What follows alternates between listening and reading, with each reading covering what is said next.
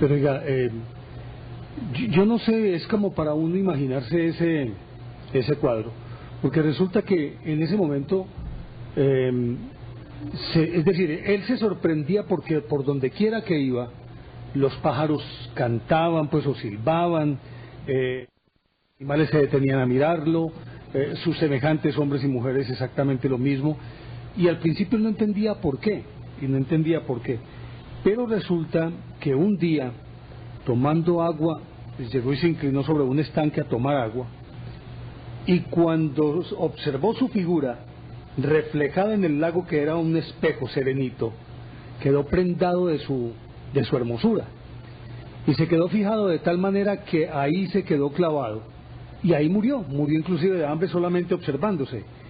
Y en su defecto, cuando él murió, surgió una planta bellísima que se llama el narciso. De hecho, inclusive la ninfa Eco estuvo enamorada de él profundamente, pero él la desechaba, y de ahí viene ese término que nosotros conocemos como narcisismo. Sí, señor. Esto es una historia de la mitología griega y es una historia bastante conocida, y sobre todo el término narciso, pues, que ha hecho carrera porque indica la actitud de alguien que se prenda demasiado de su belleza exterior. Hay que tener en cuenta esto porque ya hoy en psicología moderna, pues, se hacen diferenciaciones importantes. Por ejemplo, aquella persona que, sin preciarse demasiado de su apariencia o de su figura, lo que hace es tener delirios de grandeza o de prepotencia o de demasiada jactancia, entonces ya recibe un nombre también tomado del griego, ¿no? Megalómano, el megalómano. Y hay muchas historias de megalómanos en todo el recorrido, en todo el transcurso de lo que es la vida del mundo. Pero aparte de eso también, recuerde usted que además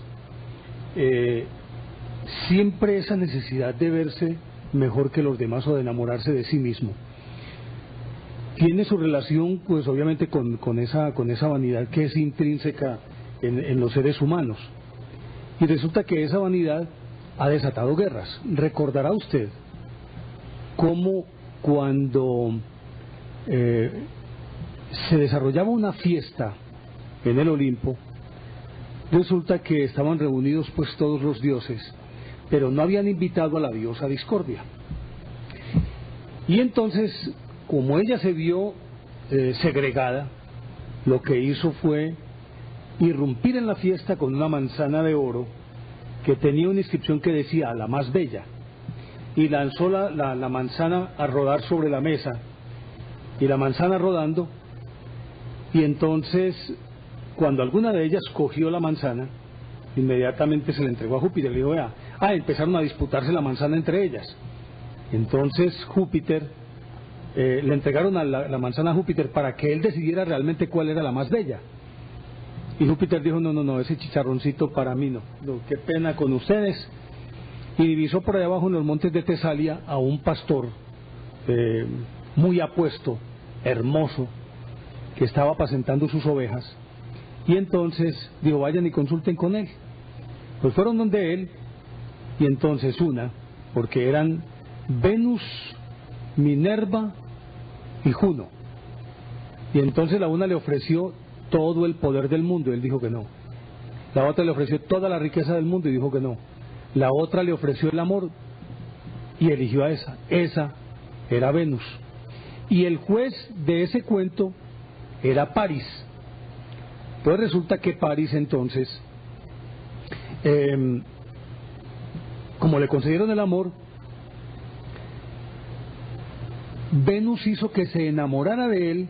Helena de Troya mandó a su hijo Eros a que la flechara, y Helena de Troya, la esposa de Menelao, Helena de Grecia, pues. De Grecia, sí, estaba en ese tiempo en Grecia. Exactamente, se enamoró ella era la esposa de Menelao, se enamoró de París, él la raptó, se la llevó, y ahí se armó la de Troya. Provocó una guerra precisamente por eso. Ni más ni menos la guerra tal vez más famosa de la antigüedad, ¿no? El caso de cuando se habla de la belleza de una mujer y se habla de la belleza de Helena, por ejemplo, se dice que fue capaz de lanzar 1000 barcos a la batalla, ¿no? La flota griega pues era muy grande y se unieron todas las provincias griegas para apoyar a Menelao a rescatar lo que le habían quitado. Eso pues era un crimen de lesa majestad, quitarle la mujer a un rey, sobre todo a un rey poderoso. El problema era que Troya era una ciudad amurallada, muy bien protegida, y que no fácilmente se podía ingresar a ella por ningún lado. Ahí fue pues donde empezó todo ese conflicto y ya conocemos mucho de esa historia. Pero mire, la historia pues que duró 9 años, una guerra que duró 9 años y termina pues con el famoso caballo de Troya y todas estas cosas, nos deja una lección, y es que precisamente el ser humano en un momento dado es muy pagado de sí mismo. Y en aras de ese culto al ego se han desatado muchísimas cosas. Inclusive acuérdese de esa frase, Juan, que dice que al caballo se acaricia para montarlo. No hay nada que sea más vulnerable en el ser humano que su propio ego. Claro, esa es la parte que más duele, ¿no? Eso no se lo pueden tocar a nadie. Es un mecanismo de defensa y de reacción inmediata. Y por eso mucha gente que llega a unos grados de superación y que es capaz de renunciar a esa hipervaloración que tiene de sí misma, a la hipervaloración de su yo, pues hombre, se le dice que es gente que está evolucionada, que ha avanzado, que ha llegado a unos puntos de misticismo increíbles, porque realmente es muy difícil renunciar a lo que uno es, o renunciar a sí mismo, o sobre todo renunciar a la idea que se tiene de uno mismo. Es ahí yo creo que donde radica básicamente el problema. Pero además de eso, Juan, porque yo creo que el individuo es producto de la formación que recibe. Entonces, obviamente, y esto es una cosa pues yo creo que natural, es natural que el ser humano crezca en el seno de un hogar, y en el seno de ese hogar pues obviamente a él le vendan la idea de que es el más hermoso, es el más inteligente, es el más brillante, es el más apuesto, es el más precoz, es el más recursivo, y una persona crece creyendo que en efecto eso es cierto. Pero aparte de esto, Juan, el mismo medio, la educación y demás, hace que entre en una franca competencia con los otros, y por eso hay frases que han hecho carrera como: es que, ¿cómo así? Es que usted no es el hijo de la peor mama. Ni más ni menos, ¿no? Eso forma parte de nuestro folclore, digamos, de nuestras costumbres, de eso que llama personalidad básica, de todo ese periodo de formación que parte del primer año de vida y se prolonga por el resto de la vida, pero la parte más importante tal vez es los 5 primeros años, ahí donde se estructura una personalidad básica.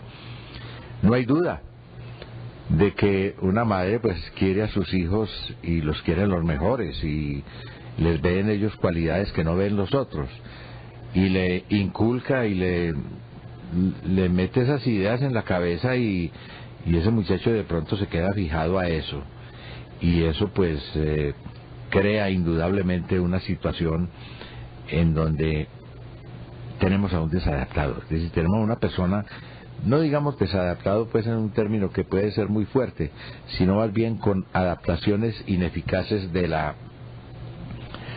personalidad, adaptaciones ineficaces que tiene que corregir con el tiempo, ¿no? Porque esas etapas que son tempranas pues tienen un arreglo, tienen una solución, pero que hay gente que no las puede solucionar, y entonces se queda fijado a eso, y ahí pues tenemos ya el típico egocentrista, el típico pagado de sí mismo, el prepotente, el que sufre de delirios de grandeza, porque tenemos un prototipo que ni de libro por aquí en las vecindades.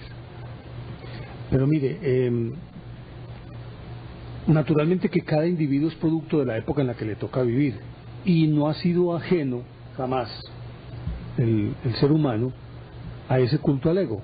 De hecho, prácticamente todas las sociedades se han formado alrededor de un culto al ego, ya sea alrededor de un caudillo, alrededor de un mito, alrededor de un orgullo regional o nacional que les concede, que le confiere a cada pueblo su identidad, pero al final de cuentas siempre en función de algo, y es la entrega de su personalidad, la entrega de su personalidad en aras de lo que recibe a cambio como reconocimiento. Y eso que yo creo que ha sido uno de los graves males que ha debido afrontar la humanidad en toda su historia. Pero ahora con mayor razón, en la medida en que se ha trascendido el ámbito de lo parroquial y entonces se tiene la posibilidad de figurar en cualquier parte del planeta, es decir, que un individuo puede ser reconocido en cualquier parte del planeta, mucho más ahora con estos hipermedios de información o de estas superautopistas que conforman, por ejemplo, a Internet, en las que un individuo pone una foto en su Facebook y resulta que esa foto puede ser vista en cualquier parte del planeta. De hecho, ya le está eso concediendo una cierta figuración que el individuo, de otra manera, difícilmente podría llegar a conseguir. Y eso raya en excesos tan peligrosos como el pesimismo, por ejemplo. El pesimismo, no hombre, el exhibicionismo. El exhibicionismo, recordemos un personaje muy famoso que ya pasó a la historia precisamente por esa actitud enfermiza de figurar y de tener un nombre duradero, de mantenerse pues en la mente o mantener la admiración de toda la gente que lo rodeaba, de todo su pueblo, y tal vez trascender hasta las fronteras, que fue el famoso Eróstrato. Usted conoce muy bien la historia de Eróstrato. Eróstrato, resulta que Eróstrato era un pastor que vivía en Éfeso y obviamente pues era un tipo absolutamente anónimo y por lo tanto pasaba inadvertido en cualquier parte, pero él estaba decidido a ser reconocido a cualquier precio. Y en el año 356 a.C., justamente la noche en que nació Alejandro Magno, le prendió fuego al templo de Diana en Éfeso, que era una de las maravillas del mundo antiguo, una de las 7 maravillas del mundo, una de las 7 maravillas de la antigüedad. Y le prendió fuego, quemó el templo, y resulta que una vez que quemó el templo, obviamente que él supuso que eso lo habría de hacer muy célebre, y en efecto lo fue, pero fue algo muy transitorio, y no podríamos aquí hablar de célebre sino de notorio, que tiene una connotación negativa. No es lo mismo ser célebre que ser notorio. Sí, notorio tiene es un valor negativo, sí. Valor negativo, es decir, notorio es un criminal. Notorio es un personaje malo, siniestro, y entonces se hace notorio precisamente por sus malas acciones, sean delitos o sean otro tipo de actitudes, pero de todas maneras adquieren notoriedad. Generalmente estamos hablando de desadaptados sociales y pues indudablemente antisociales. Pongámoslo en estos términos, notorio es Garavito. Por ejemplo, él tiene un récord Guinness ya de violaciones, ¿no? Porque Notorio fue Idi Amin Dada. Notorio. Tremendamente, ¿no? Tremendamente, porque con ese prurito que él tenía de doblegar al Imperio Británico a cualquier precio, a pesar de que se había educado en Inglaterra y que había pertenecido al ejército inglés, pertenecía a una compañía de granaderos o algo así, escoceses, usaba el uniforme de los ingleses, ¿no? Usaba ese kilt, el de los escoceses, ¿no? Las medias aquellas y el roso, el gorrito aquel famoso.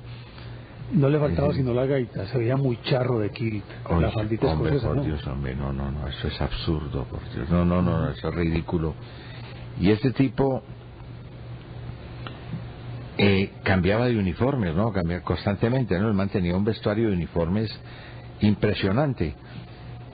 Y a pesar de imitar a los ingleses en todo, de querer ser como un inglés, se vestía así, tenía, digamos, costumbres inglesas, tenía un poco de cosas, los odiaba y los quería doblegar. Creo que se tomaba el té a las 5 de la tarde, ¿no? Sí, claro, las costumbres de ellos. Y de pronto desata su odio contra los ingleses y empieza a declararle la guerra al mundo, porque ya él se volvió un personaje de unos perfiles psicopáticos tan tremendos, estaba tan obcecado por pelear contra el mundo que le declaró la guerra a todo lo que fuera, a lo que no fuera ugandés, ¿no? Él era de Uganda y hacía cosas espectaculares para hacerse notar. Por ejemplo, el hecho de practicar el canibalismo, y se decía que tenía en su nevera, por ejemplo, los miembros o pedazos, ¿no?, de sus ministros desmembrados. Oiga, es que entre otras cosas lo voy a interrumpir ahí por una razón, es que él tenía una ministra de Relaciones Exteriores que era una mujer muy joven y muy bella, y se la comió. Y así como se comió esa ministra, se comió como otras 2 o 3 ministras más, pero no se paraba en pelos porque a los ministros también se los comió. Si esa gente aparecía toda mordisqueada, y él se sentía muy orgulloso porque le decía a los amigos, vea, a esa ministra me la estoy comiendo yo. Ni más ni menos. Sí. Oiga, pero es que yo termino lo de Eróstrato. Que lo triste de todo este cuento es que cuando Eróstrato fue apresado, él salió a vanagloriarse de su acción, y entonces lo capturaron y lo condenaron a una pena terrible, que era no solamente desmembrarlo, sino quemar todo su cuerpo, quemarlo hasta dejarlo en cenizas, que no quedaron las cenizas esparcidas en un organal, pues en un basurero, y a su tierra le echaron sal para que la tierra no volviera a dar un solo fruto, y se determinó que su nombre quedaba proscrito por toda la eternidad. Quien pronunciara el nombre de Eróstrato en Grecia, particularmente en Éfeso, era objeto de un juicio público y le podía costar hasta la vida. Le podía costar la vida, sí señor, se pagaba con la muerte el hecho de mencionar solamente a este individuo, pues eso se ganó precisamente con eso. No, pero hay una cantidad de personajes folclóricos que se han distinguido precisamente por esa actitud prepotente y vanidosa, exhibicionista, ¿no? Tenemos el caso de Mussolini, ¿no? Benito Mussolini, el duce. Ese era un histrión.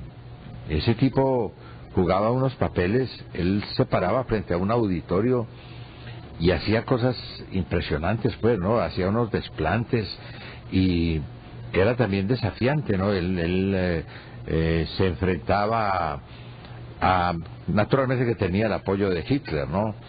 Pero él retaba a todo el mundo y asumía una actitud soberbia tan detestable que, por ejemplo, una vez llegó la reina de Inglaterra y él se le presentó con una barba de varios días. Eso, digamos, dentro de los círculos aristocráticos era una ofensa tremenda. Los protocolos, ¿no? Claro, eso pues hay que tenerlo en cuenta. Y eso causó una animadversión y una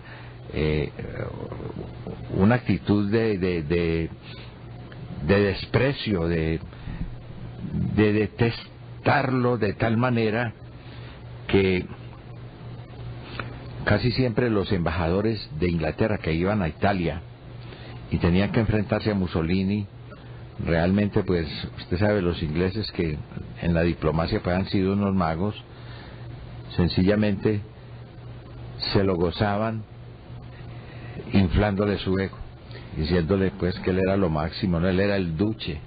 Entre otras cosas, Juan, recordará usted que él fue considerado el mejor orador en su momento de todo el mundo y tuvo 2 alumnos aventajados. Uno fue Hitler, Ujú. que le copió todos sus movimientos, sus gestos, sus ademanes, la preparación psicológica de sus discursos, el tono de voz, las inflexiones, cómo elevaba el tono, cómo lo bajaba, las pausas y todo lo que se quiera. Fue Hitler, un alumno muy aventajado. Y paradójicamente, otro de sus mejores alumnos fue un colombiano, Jorge Eliezer Gaitán, que resulta que cuando Gaitán estuvo en Italia haciendo su especialización en penal, ¿cómo era que llamaba ese abogado? En el Instituto Lombroso, ¿no? Sí, pero ¿cómo era que llamaba el...? Ferri. Alumno de Ferri, y él justamente estuvo en la época en que Mussolini era la gran estrella. Resulta que Mussolini salía, y estamos hablando de 1927, 28 más o menos, que estuvo, creo que fue en el 27 que estuvo Jorge Eliezer Gaitán especializándose allá, y de ahí sacó esa capacidad histriónica también que exhibía Jorge Eliezer Gaitán con sus discursos, las inflexiones, las pausas, los silencios. Tengo entendido que todo lo copió de ahí también, Juan.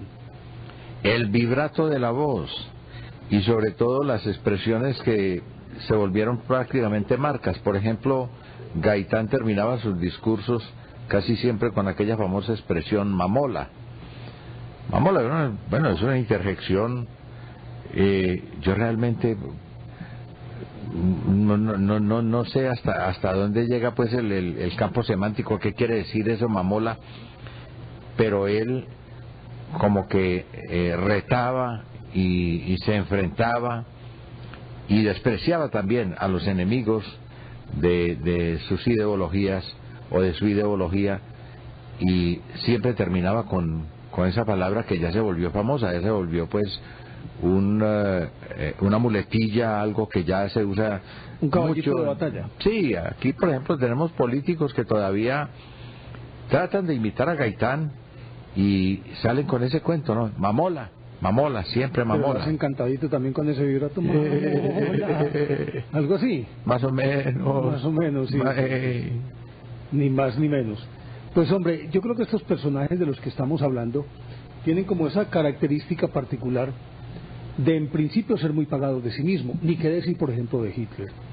Hitler evidentemente era un megalómano, para empezar, pero además de ser un megalómano, era un hombre demasiado pagado de sí mismo. Pero mire, Juan, lo paradójico de individuos como estos es que regularmente estos individuos lo que padecen es un complejo de inferioridad que trata de ser escondido o enmascarado en un complejo de superioridad. Un mecanismo que se llama el mecanismo de sobrecompensación, que se estudia mucho en psicología. Bueno, naturalmente que son defensas naturales, no estamos hablando de locuras o de hechos extraordinarios, sino que cualquier persona que tiene alguna carencia o algún defecto lo sustituye esa falta, pues esa carencia la sustituye con un exceso en otras áreas. Por ejemplo, un ciego oye muy bien, tiene un tacto espectacular. Es decir, que sobrecompensan su incapacidad de ver con una hipercompensación o sobrecompensación de los otros sentidos, como el oído y el tacto, por ejemplo. Por eso son regularmente excelentes músicos. Claro, tienen un oído pues impresionante, porque ya pueden especializar prácticamente esos órganos, y eso se llama sobrecompensación, es una sobrecompensación natural. Pero ya cuando estamos hablando de gente que lo que hace es sobrecompensación, estados de su ánimo, de su mente, ya actitudes, digamos por ejemplo de minusvaloración, de complejos. El complejo ya es un síndrome pues o un conjunto de síndromes que se instala en un individuo y determinan unas conductas determinadas, específicas, pues cuando esas personas tienen una problemática mental, cuando tienen una carencia en cuanto a autoestima se refiere, cuando ya no se consideran que valen tanto, cuando ya se sienten que de pronto la sociedad los desprecia, que la sociedad los humilla, que ellos no son como fulano de tal, entonces desarrollan a veces un mecanismo de sobrecompensación que es el de sentirse superior, el de creerse el mejor, de creerse el más bonito, de creerse, bueno, tantas cosas, ¿no?, que aparecen. Ese mecanismo ya lo han estudiado mucho los psicólogos de hoy en día, y pues en el caso de la sobrecompensación hay gente que se atreve a afirmar casi que con certeza que todos tenemos un complejo de inferioridad, y que para vencer ese complejo de inferioridad pues entonces utilizamos el mecanismo de sobrecompensación, o sea que lo cambiamos por uno de superioridad. Estamos hablando, por ejemplo, del complejo de hombre pequeño. El complejo de hombre pequeño, que es un complejo que consiste en que aquella persona de pequeña estatura, hablamos de estatura, no hablamos de otras condiciones que podrían ser incluidas dentro de ese concepto de pequeño o de grande. Regularmente el hombre pequeño, que llaman, intenta compensar su estatura con cosas que lo puedan hacer parecer más alto, más grande. Mire, el complejo de hombre pequeño de Napoleón fue algo proverbial. Sí, señor. Napoleón era un hombre de 1,65, eso es lo que medía Napoleón, y llegó a tal punto que usted recordará que él le arrebató la corona al Papa León y se la acomodó en sus sienes cuando se coronó como emperador de Francia. Se la arrebató, arrebatada. Ahí está demostrando ese complejo de hombre pequeño que lo hizo o que le permitió desarrollar unas campañas extraordinarias que prácticamente pudo meter a Europa en su puño, a una buena parte de Egipto, incluida Alejandría y el Cairo. No tuvo tanta suerte con Rusia, pero sí el resto de Europa. Prácticamente él hizo un reordenamiento geográfico de toda Europa. Pero además de eso, Juan, complejo de hombre pequeño también es, recuerde usted, y estamos hablando pues en términos de la sociedad actual, usted ha visto, yo no tengo nada y que no me vayan a, no pretendo culpar a nadie, pero usted ha observado, Juan, que regularmente los hombres pequeños que tienen poder, es decir, que tienen plata, regularmente se montan en carros grandes o en motos grandes. ¿Usted ha visto la cantidad de jarlistas pequeños, regularmente con una mujer espectacular atrás, pero ellos pequeños en una moto supremamente grande? Porque es una forma también de tratar de compensar su estatura con algo que le permita hacer un escenario en el cual pueda proyectar una figura mayor. Pues hombre, eso se ve hasta en los animales, ¿no?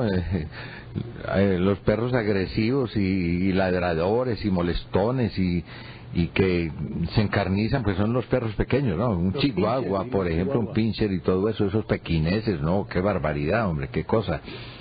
Y en el caso de Napoleón, pues hay una anécdota famosa, y fue cuando estaban posando para un artista, para hacer un retrato de la corte. Y entonces Napoleón estaba ahí en medio de su corte, pues, que era grande, y de pronto se le arrimó un mariscal y le dijo: venga, su majestad, párese aquí delante de mí, aquí adelante, que es que yo soy más grande. Y le dijo: más grande no, más alto, de mayor estatura. O sea, esos son puntos sensibles que no se les pueden tocar, ¿no? Claro. Lo mismo pasa con el complejo del hombre pequeño. El hombre pequeño es muy agresivo, ¿no? Y a veces quiere medir sus fuerzas con gente más grande que él, pues de mayor tamaño, precisamente para comprobar que no es tan pequeño. Y de hecho y son muy fieros. Son muy fieros. Batalla, es que son feroces. Mire, acuérdese, yo le voy a mencionar dos casos. Uno, Pipino el Breve. Pipino el Breve, le decían Pipino el Breve, él fue papa de Carlomagno. Y le decían el Breve era precisamente por pequeño. Sí, señor. Pipino el Breve.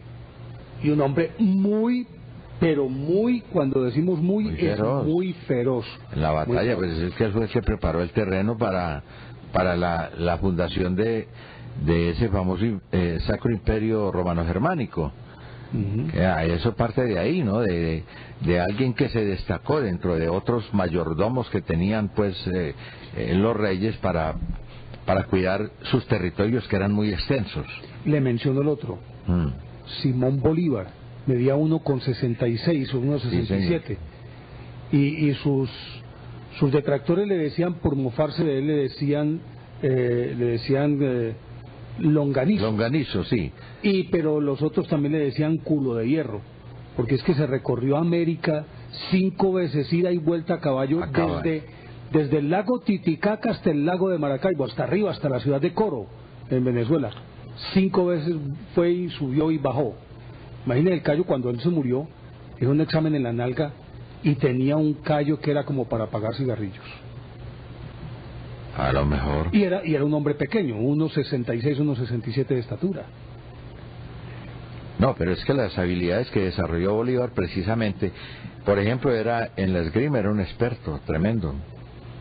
Además, era ambidextro. Él tenía la misma habilidad en los dos brazos, en el izquierdo y en el derecho. Eso le salvó la vida una vez. Y fuera de eso, tenía unas habilidades para el baile, para los deportes, nadaba, oiga, se atravesaba esos ríos, cualquier río, cualquiera, el Apure y todos esos ríos famosos pues de Venezuela, se los atravesaba nadando, y era el que iba adelante pues de sus tropas en todo sentido. Y apostaba, inclusive hay una anécdota en la que se cuenta que él apostó con uno de esos lanceros, si no estoy mal, no sé si era el río, no creo que haya sido el Orinoco, porque el Orinoco es un mar. Pero un río muy caudaloso en todo caso, apostó con uno de sus lanceros a que se lo atravesaba y le ganaba, y se lo atravesó siendo el otro mucho más corpulento y mucho más habituado al llano, lógico. Efectivamente. No, y de eso hay muchos casos en la historia. Mire, por ejemplo, Wagner era tan megalómano. Wagner, el que revivió Hitler prácticamente, porque la música de Wagner no la entendía nadie, hombre. Pero ese no era tan pequeño, ¿cierto? De estatura. No, Wagner era un tipo normal. Pero Wagner era tan pagado de sí mismo que si él llegaba a un círculo y no estaban hablando de él y estaban hablando bien, entonces se les enojaba y salía y se iba, lo rechazaba. Acuérdese, perdón, Niccolo de Paganini, que inclusive cuentan que él tenía una mano tan grande que podía abarcar 45 centímetros, o sea, prácticamente todo el diapasón del violín, y él le ponía cuerdas que estuvieran ya desgastadas con la esperanza de que se rompiera una cuerda y él con su destreza poder suplir la carencia de esa cuerda para descrestar a todo el mundo en los conciertos. Y pasaron las otras, claro. Un genio, indudablemente, un genio de la música, y sobre todo pues la mano... Yo dije mal, Niccolo de Paganini, no, es Niccolo Paganini. Sí, claro, Niccolo Paganini. No solo eso, sino la capacidad que él tenía en su mano, porque esa mano de él la estudiaron, pues, y dijeron, es increíble pues lo que él podía hacer con la mano. Por ahí hay un guitarrista precisamente que es minusválido y que tiene el punteo más veloz que hay en el mundo dentro de los guitarristas. Él pone a vibrar una guitarra, pues, y eso parece una ametralladora, pues la pone en un vibrato tan impresionante que nadie es capaz de seguirlo. Lo que pasa es que el amigo Alzheimer siempre me sigue traicionando, pero vamos a ver cómo solventamos esas cuestiones, ¿no? Y en general, personajes del mundo, usted me hablaba, por ejemplo, de Hitler. Hablemos de Goebbels. Goebbels era paralítico, a él le había dado poliomielitis y él no quiso ponerse ese arnés o esa ayuda que tienen los que han sufrido de polio y que quedan paralizados pues con algún tipo de limitación para moverse, este superó eso, porque él, que era uno de los propugnadores de la raza superior, de la raza aria, el sueño de Hitler, pues el delirio de todos esos locos, pues él no podía permitir que la gente aceptara o que la gente lo viera a él flaquear o moverse, digamos, con aparatos, con ayudas o con muletas o con cualquier cosa de esas. Superaba eso. Entendiendo además que si ellos estaban defendiendo la pureza de la raza aria, ellos no podían mostrar una debilidad, que eran especímenes, que no eran especímenes característicos de la raza aria, él y Hitler. Otro caso muy especial fue el de el presidente Franklin Delano Roosevelt. Bueno, él sufrió una parálisis tardíamente, porque él estaba nadando y de pronto se estaba ahogando y resultó que estaba paralizado, había salido paralizado de ahí de la piscina. Lo que pasa es que se incendió la finca de él, y entonces él se fue a apagar el incendio con unos amigos, y una vez que terminaron de apagar pues cierta parte, no sé si la acabaron de apagar completamente, por el mismo calor cuentan que él se vino y se lanzó a la piscina a refrescarse. Bueno, pues por ahí tienen ese cuento pues de la mojada calorado, ¿no? Que es verdad, eso produce parálisis, sobre todo las parálisis faciales, pero es que este quedó paralítico del todo, ¿no? Quedó hemipléjico de la cintura para abajo. Y él, verlo en una silla de ruedas era una cosa muy extraña. Realmente Roosevelt manejaba carro. Él tenía un carro especial y él salía en su carro a sus giras. Era un descapotable, pues lo que llamaban convertible anteriormente. Se fumaba yo no sé cuántos cigarrillos, porque ese sí fumaba, pues, ¿no? Para que no nos van a tratar de molestar a nosotros porque nos fumamos uno que otro. Pero ese tipo sí fumaba, usaba un pito, usaba, bueno, o sea, daba la imagen de ser un hombre mundano, de ser un hombre capaz, de ser un hombre que tenía mucha autonomía, y él no soportaba que trataran de ayudarle cuando él se paraba al frente de su mesa, pues de esa mesa en donde hacía los consejos de ministros o donde daba sus anuncios importantes. Siempre hacía un discurso de pie a pesar de su parálisis. Y es que sabe que el atril que él utilizaba regularmente se lo llevaban a todas partes del país, en una época en que los vuelos, si bien es cierto la aviación ya existía, pues era incipiente y se temía mucho por la vida del presidente, entonces viajaba más en tren. Acuerde que el tren fue la fórmula más socorrida para hacer campañas políticas en Estados Unidos. Lincoln, por ejemplo. Claro. Y entonces le llevaban un atril especial. El atril, obviamente tapado por delante, tenía la característica de que en la parte de atrás había unos soportes que lo sostenían a él de la nalga. Le permitían estar parado y lo sostenían, y él podía soltarse de la mesa, hacer sus gestos y todo lo que se quiera. Se cuenta inclusive que para poder ser más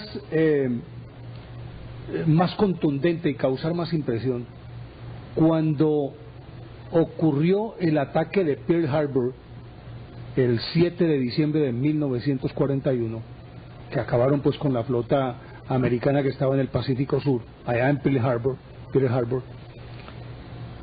él le declaró la guerra a Japón al otro día, porque en ese momento Estados Unidos había una política de neutralidad. El pueblo norteamericano no quería saber nada de guerra, no se quería meter en la guerra por la experiencia que ya tenían de la Primera Guerra Mundial.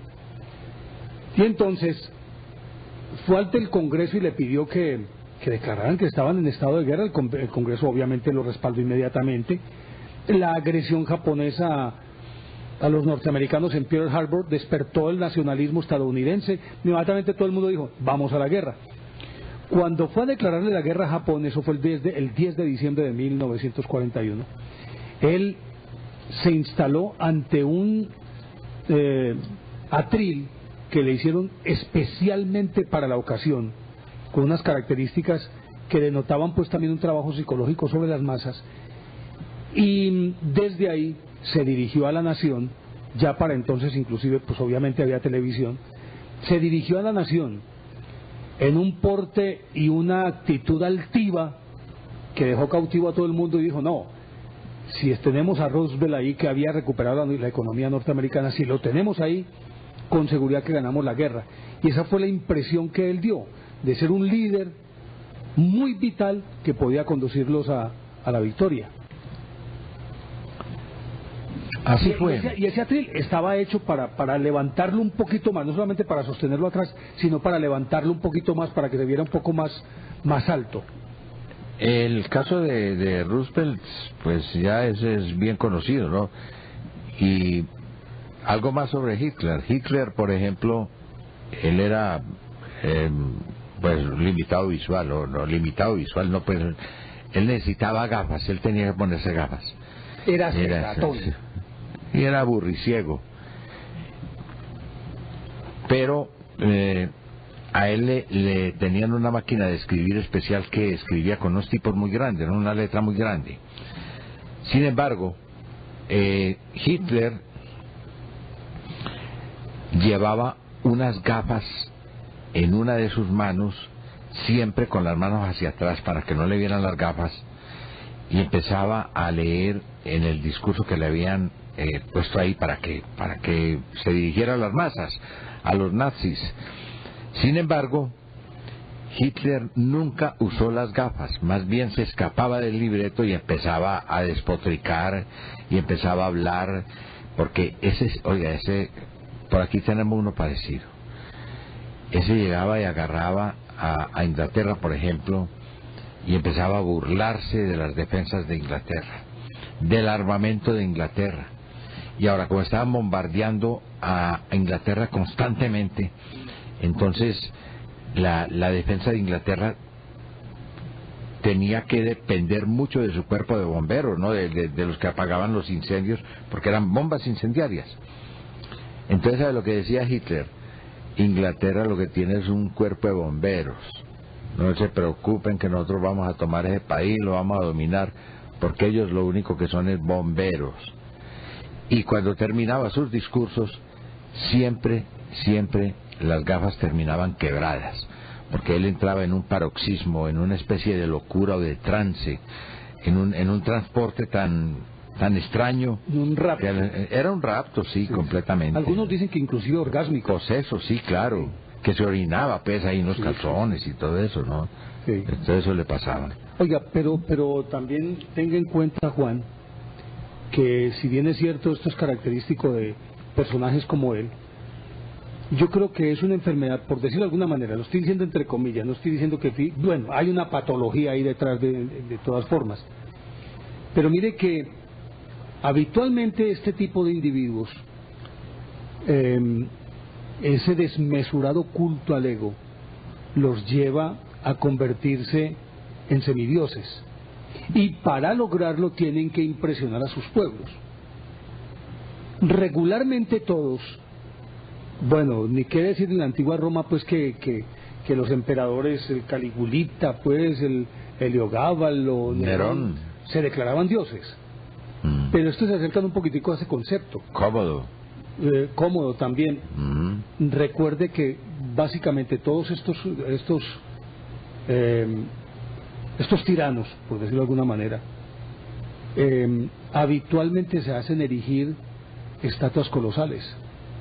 Las estatuas que se hizo erigir Stalin no tienen cuento en toda Rusia. El realismo socialista. Las que se hizo erigir Lenin no tienen cuento. Hasta su cuerpo se convirtió en un objeto de devoción y de culto. Recuerde Ferdinand Marcos en Filipinas.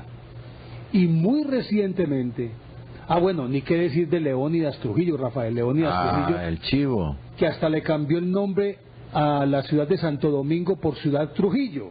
Sí, señor. Le cambió el nombre a la ciudad. Y recientemente, antes de que se me olvide, yo creo que todos tenemos todavía fresca la imagen de los soldados norteamericanos enlazando la estatua de Hussein en Bagdad y derribándola, bajándola de su pedestal. Ese era otro loquito, porque es que Hay una constante, digamos, entre todos estos dictadores, o entre todos estos tipos que están poseídos por un delirio de poder, por un delirio de dominio. O de grandeza. De grandeza, sí, claro.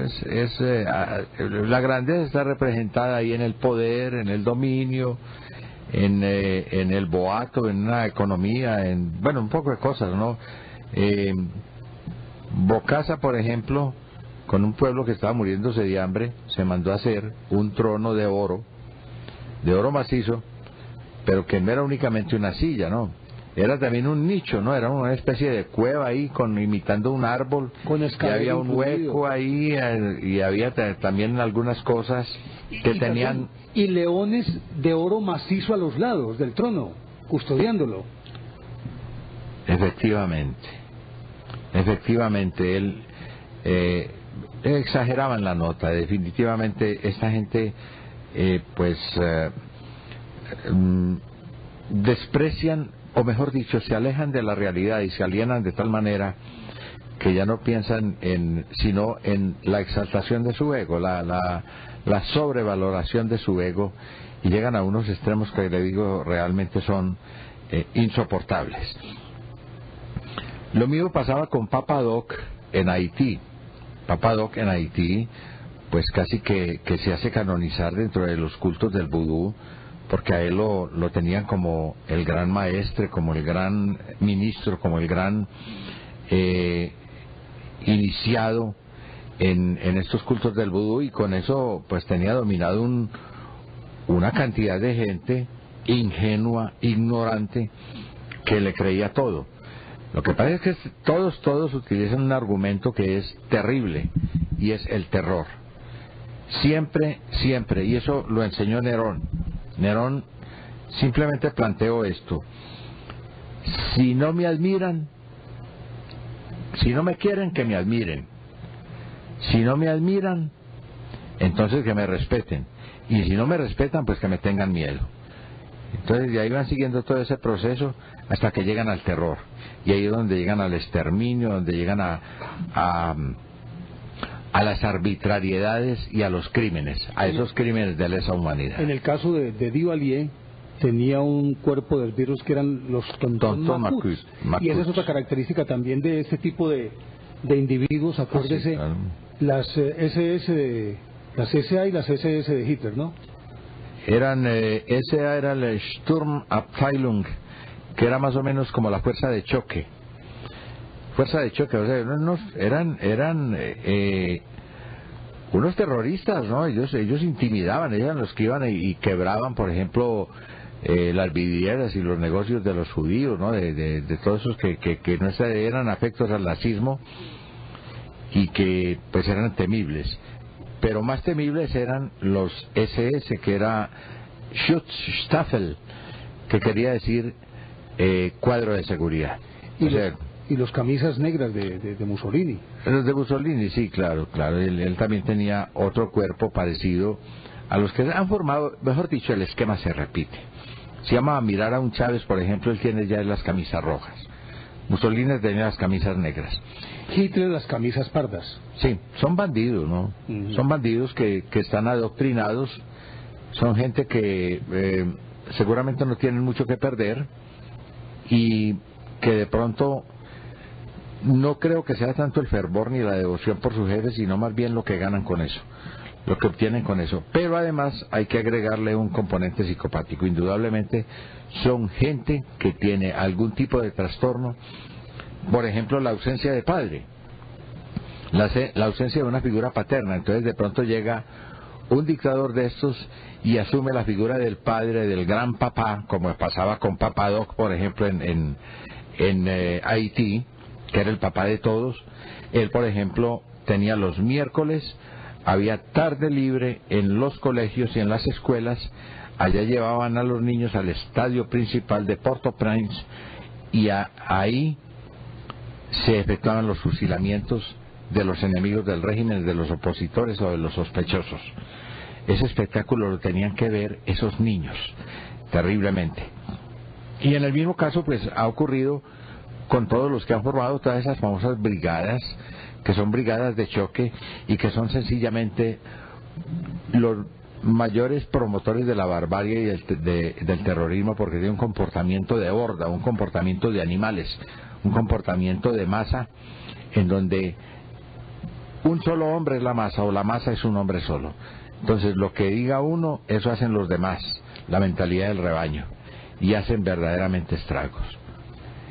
Pero eso no solamente tiene que ver con quienes detentan el poder.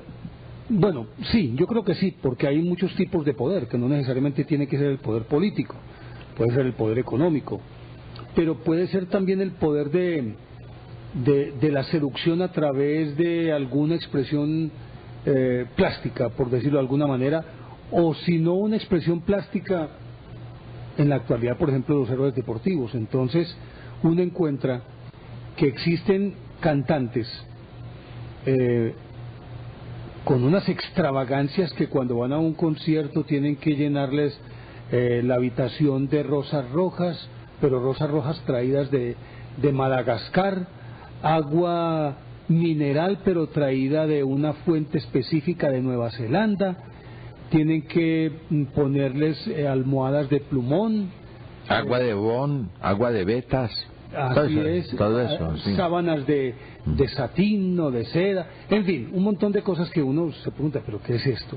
Y lo mismo sucede también con los futbolistas, los divos del deporte, pues que también llegan en un momento determinado a exigir unas cosas que no tienen sentido, es decir, que están demostrando que de alguna manera están sufriendo también una patología, que existe una patología que es, básicamente yo pienso, Juan, de acuerdo con los estudios que se han hecho, y es que esos complejos, esas actitudes de esa persona nacen desde la más tierna infancia, como usted lo decía, por carencias afectivas, la ausencia de padre, la ausencia de madre, o que les infligieron dolor físico, o que fueron abusados es decir, todos estos elementos yo creo que a la hora de la verdad van conformando esa personalidad tormentosa, que uno encuentra jugadores supremamente hábiles, extraordinarios jugadores, pero que como personas son definitivamente un problema social, tienen un conflicto de personalidad impresionante, lo hemos visto en nuestros deportistas, pero también en todo el mundo. No, es que la palabra divo está muy bien aplicada. La palabra divo es una palabra, es más o menos como una especie de el remedo de alguna especie de semidios o de personaje divino o de personaje ungido que lleva sobre sí pues todas las cualidades, todas las bondades y todas las capacidades. Entonces están prevalidos de esa convicción, y con esa convicción pues creen que todo el mundo tiene la obligación no solo de conocerlos, sino de rendirles pleitesía.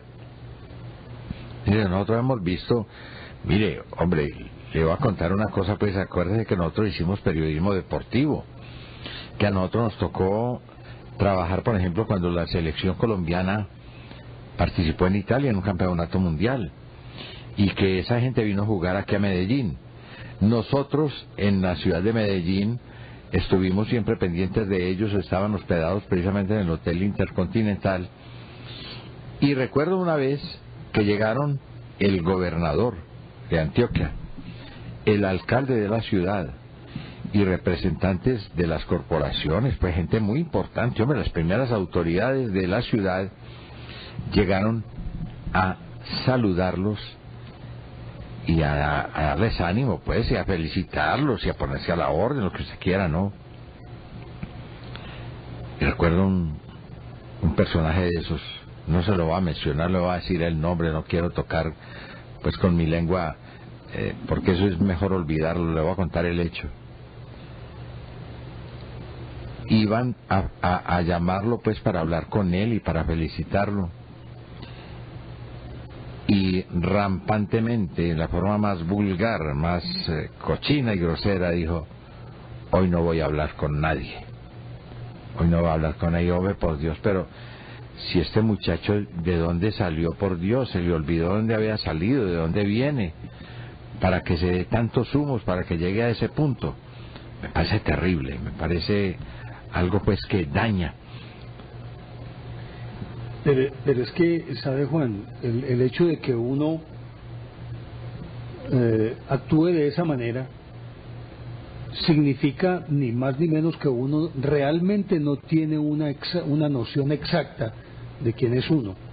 Yo creo que uno no se reconoce, a uno lo reconocen los demás, por más que uno intente verse a sí mismo, difícilmente, y yo creo que esa es una de las razones por las cuales los orientales y los sabios antiguos decían, conócete a ti mismo, porque uno no se reconoce a uno mismo, ni siquiera físicamente. Para mí sigue siendo un acertijo pararme ante un espejo y ver la imagen en espejo que habitualmente te muestra es al contrario. Es decir, cuando vos levantás tu mano derecha al espejo, la imagen que se refleja en el espejo te está mostrando la mano izquierda, y viceversa. Cuando vos te pasas la mano por la mejilla derecha, resulta que la reproducción de la imagen en el espejo es sobre la mejilla izquierda, y eso yo creo que es una cosa que no hemos podido desentrañar los seres humanos, el que definitivamente no nos reconozcamos a nosotros mismos. Por eso uno se vuelve tan predecible frente al otro. El otro, a fuerza de convivir con uno, es lo que lo mire a la cara, e inmediatamente puede llegar a sacar conclusiones, puede inmediatamente determinar el estado de ánimo del otro, porque uno, por más que diga, hombre, voy a permanecer impávido ante esta situación, de alguna manera lo refleja en el rostro, y de ahí que se diga, pues, por ejemplo, que los ojos son el espejo del alma, que es que aquella persona tiene mucha psicología. No, es que simplemente la persona refleja lo que siente, por más que trate de maquillarlo o de disfrazarlo. Bueno, uno cuando se mira en el espejo casi siempre quiere mirar la imagen que está mirando desde pequeño, ¿no? Desde joven, ¿no? Y se quiere ver joven, y se quiere ver, pues, muy lucido, se quiere ver muy atractivo. Hombre, yo por eso recuerdo con mucho cariño, pues, y muy jocosamente, aquel famoso epitafio que propuso nuestro amigo Elkin Obregón, un escritor, traductor, caricaturista, un hombre polifacético y de un humor y un ingenio extraordinarios. Y entonces cuando le preguntaron que cuál era el epitafio que él iba a poner en su tumba, dijo: nunca supe si lo tenía grande o chiquito. El epitafio de Elkin Obregón. Y que conste que es flaco. Yo no sé cómo estar ahora, porque no tiene barriga que no le permita ver.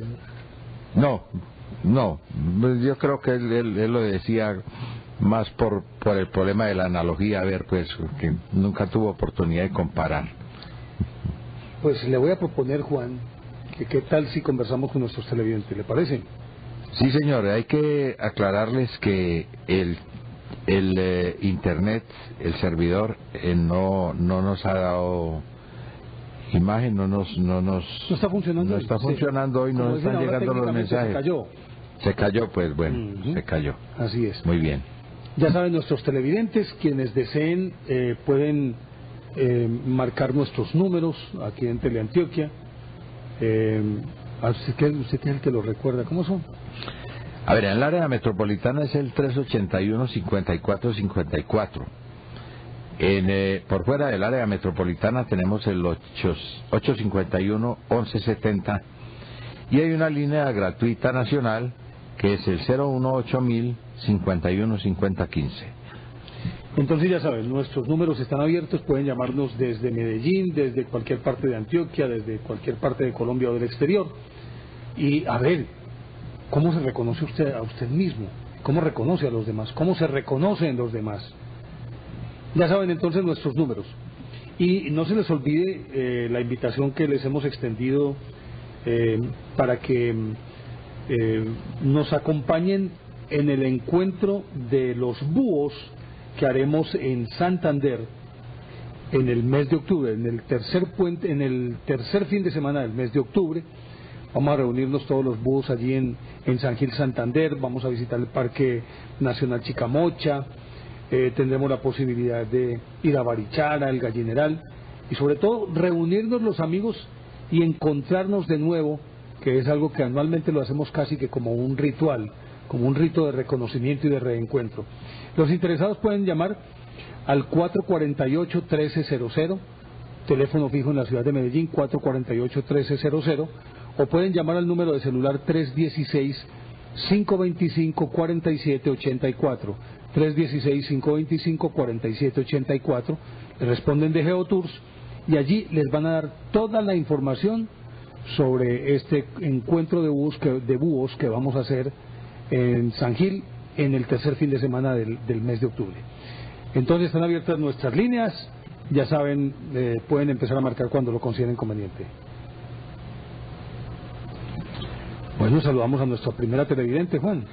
Doña María Flor desde Piedecuesta, Santander. Bienvenida. Buenas noches, queridos profesores. Bienvenida. Ha sido un momento muy complacido que hubiera podido comunicarme con ustedes.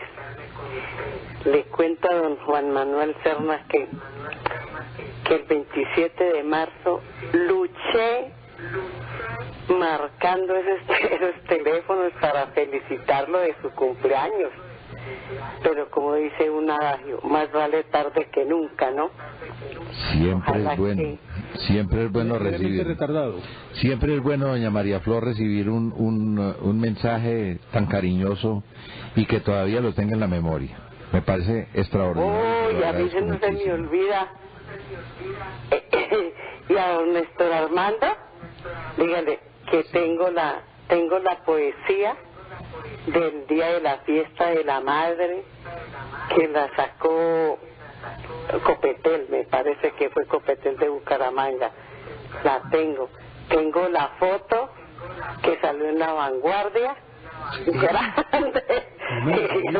Sí. Pues yo lo recuerdo mucho, pero los tenía perdidos. Me tocó llamar a Medellín y allá me informaron, porque en Caracol dije, pero ¿será que se cambió el horario? ¿Qué pasaría? Y insistí hasta que logré. Y pues sabe que me acuesto temprano y a las 12:10 María Florelbe está despierta. Pues que los aprecio mucho y reciban muchos abrazos, y el tema de anoche estaba muy interesante. Que Dios los bendiga y ojalá que se nos pueda presentar la oportunidad de encontrarnos en San Gil para darnos un abrazo muy efusivo. Muchísimas gracias, doña María Flor, y le agradezco muchísimo el detalle, ¿no? Realmente vale mucho para mí. Nos llama Dora Hernández, doña María Flor, muchas gracias. Dora Hernández desde Bogotá, bienvenida, Dora. Aló, Dora. Dora Hernández desde Bogotá. ¿No la tenemos ahí? Sí está. Será, o es Dora Bernal, yo no sé.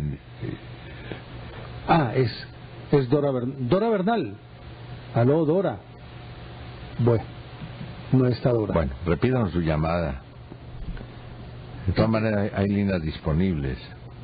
Tenemos líneas disponibles, ya saben nuestros números, los hemos repetido, 381-5454 para el área metropolitana, ¿cierto? Sí, señor. Para los municipios por fuera del área metropolitana está el 851-1170, y por fuera, y para la línea gratuita nacional 018-1051-5015. Desde Pereira, don Orlando. Buenas noches. Bienvenido. Mira que estoy muy contento de localizarlos, porque nunca volví a oírlos en Caracol y yo no tenía pues datos de ustedes, y aquí mirando en el cable, en televisión, escuché la voz de los dos ahí, y cuando se me hizo conocida la voz, y qué alegría cuando los veo y los identifico ya aquí, qué alegría volverlos a escuchar, profesores.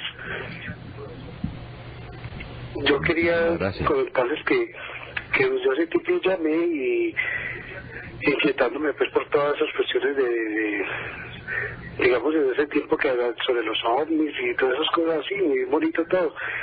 Y ahora está escuchando sobre los grandes egos de los hombres. Quería preguntarles de pronto si esto tiene cuestión más bien de como puede ser de maldición, o de pronto que viene por herencia, o qué tiene que ver eso ante la psiquiatría, o ¿qué podrían comentarme sobre eso, profesores? Sí, muchas gracias. Bueno, don Orlando, muchas gracias. Muy amable, don Orlando. Cualquier exceso, cualquier extremo es vicioso, ¿no? Pero realmente esta excesiva o esta hipervaloración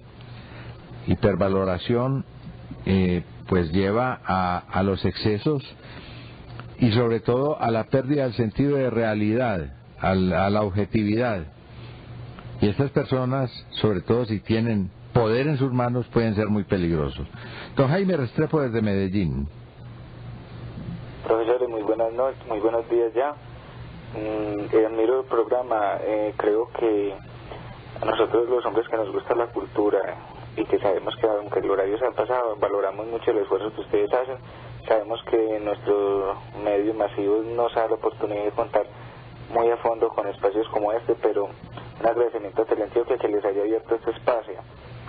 Yo trabajo en la fuerza pública y creo que haciendo un análisis de lo que ustedes han dicho, los egos, y en mí pues haciendo el análisis con lo que decían de Napoleón y de esto, creo que reúno requisitos, digamos que muy ajorables para decir que me podría enmarcar entre unos 3 personajes, porque igual soy una persona de baja estatura, me he realizado 3 cirugías plásticas en mi cara, en mi rostro, igual manejo la irascibilidad, soy irascible cuando no siento que estoy siendo valorado.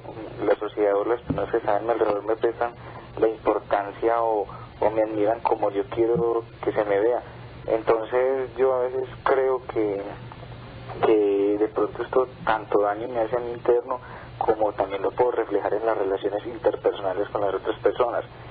El temor que yo tengo es que ese miedo de pronto a perder el poder que uno de pronto por el empleo público que maneje a nivel social y de pronto que esa belleza física también se acabe, me da como a pensar de qué va a ser de mí el día de mañana. Entonces de pronto quisiera ahí que ustedes de pronto me dieran como su punto de vista, qué puede pasar con este tipo de personas si no se encausan por otro camino o no toman una decisión a tiempo para mejorar y de pronto parar ahí.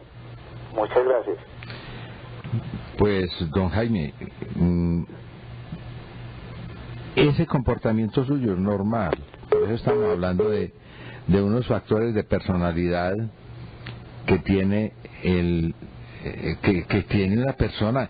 Es decir, es que, permítame un momentico, don Espiral. Don Espiral, que nos llama desde Río Negro. Un instante, por favor. Vamos a responderle a don Jaime Restrepo. No vaya a colgar, por favor. Esos son mecanismos de defensa o mecanismos de ajuste, como se llaman hoy en día. Pero hay unos que son socialmente aceptables, que no representan ningún problema, porque pues, si conocemos a una persona como irascible, o como bravo, como hostil, y de pronto es hombre pequeño, pues entonces tiene una justificación o tiene una explicación. El problema es cuando las cosas se exceden.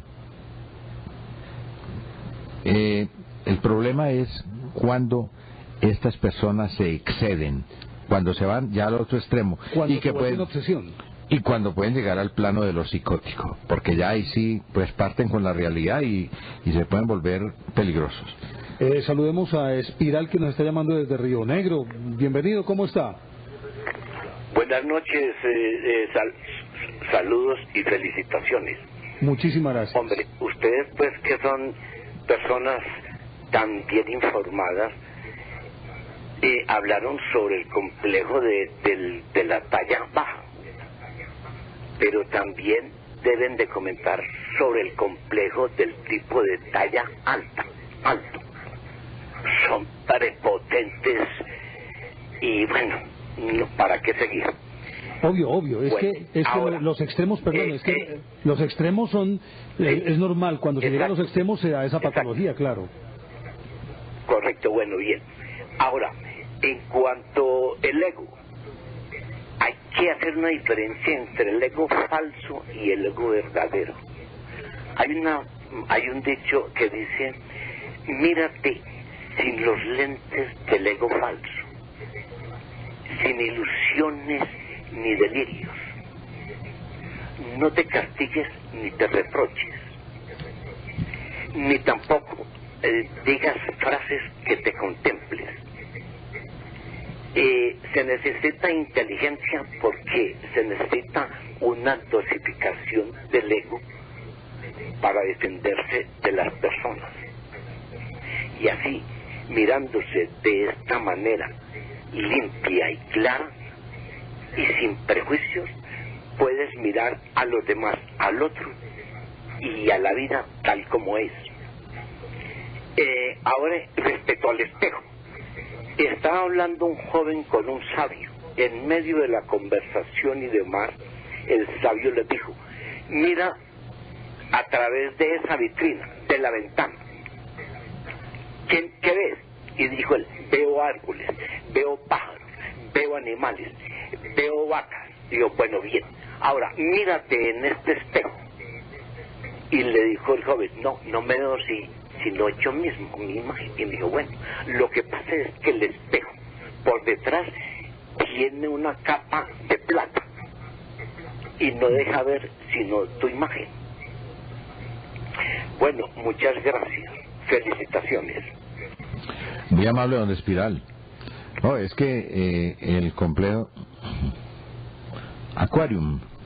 No, termine, Juan, tranquilo. Sí, mire, es que el caso del hombre grande, pues del hombre corpulento, ese también es otro caso especial y que precisamente Schopenhauer lo ataca violentamente cuando dice que las mujeres, en busca de seguridad, siempre prefieren a este tipo de hombre, ¿no? Que es un hombre corpulento, de gran físico, que seguramente inspira protección. Lo que pasa es que Schopenhauer lo hace en una forma muy crítica y muy violenta, ¿no? Porque él dice, no, las mujeres no piensan, ¿no? Porque no piensan sino en esa protección física, sin pensar en la protección afectiva.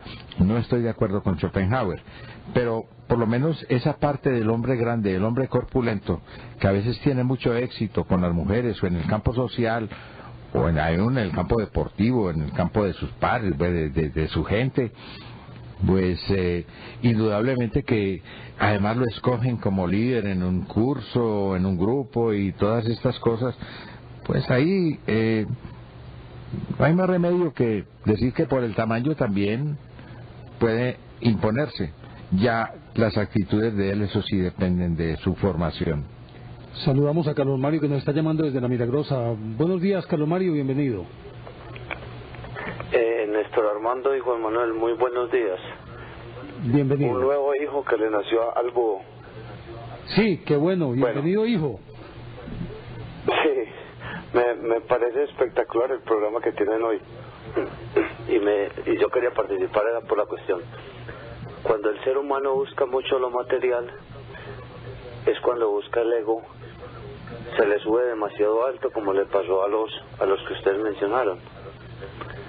Cuando uno busca lo interior, o sea, está buscando un equilibrio, es cuando realmente se vuelve uno grande, no importa la estatura.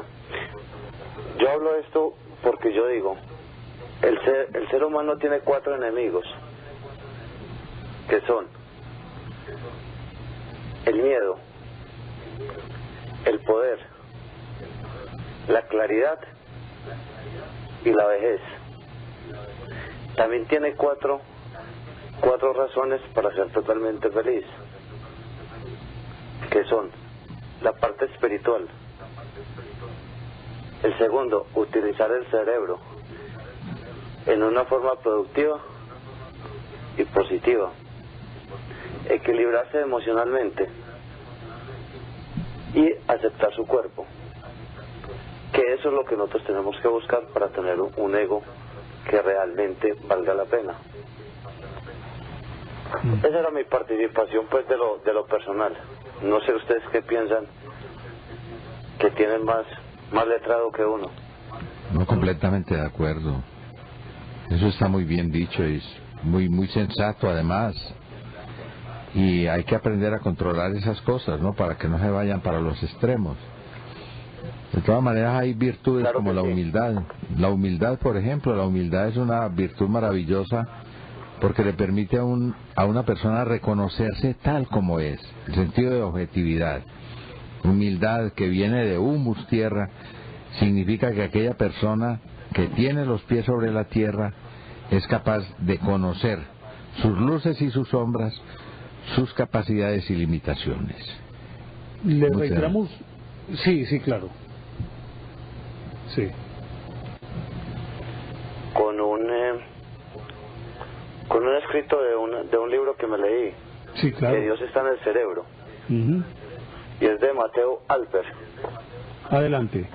Y lo dice así, permítame un momentito. El conocimiento es poder, y el autoconocimiento es quizá el mayor conocimiento de todos. O como lo expresó un gran filósofo, Lao Tzu, conocer a los demás es inteligencia, conocer a sí mismo es sabiduría, dominar a los demás es fortaleza, y dominarse a sí mismo es poder. Esa era mi participación, y espectacular el programa. Hombre, don Mario, muchísimas gracias, Carlos Mario, y bienvenido siempre. Ya entró a formar parte de esta familia de los búhos. Muchísimas gracias, y por aquí continuamos esperándolo cuando usted lo considere conveniente. Muchas gracias. La invitación muy cordial para que nos acompañen en el encuentro que haremos con los televidentes y oyentes. Este año lo haremos en San Gil, en el tercer fin de semana del mes de octubre. Están todos cordialmente invitados, pueden llamar al 448-1300, 448-1300, o a este número de celular 316-525-4784, 316-525-4784, y allí les van a dar toda la información que requieran para participar en el encuentro. Están todos cordialmente invitados. Sí, Néstor, permíteme un momentico. Vamos a enviar una felicitación muy efusiva y muy cordial de colegas a el periódico El Marinillo, que cumple 15 años de publicación. Una obra extraordinaria de nuestro amigo Joaquín Gómez, que nos mandó su ejemplar de aniversario, y pues queremos para él y para su equipo desearle los mayores éxitos.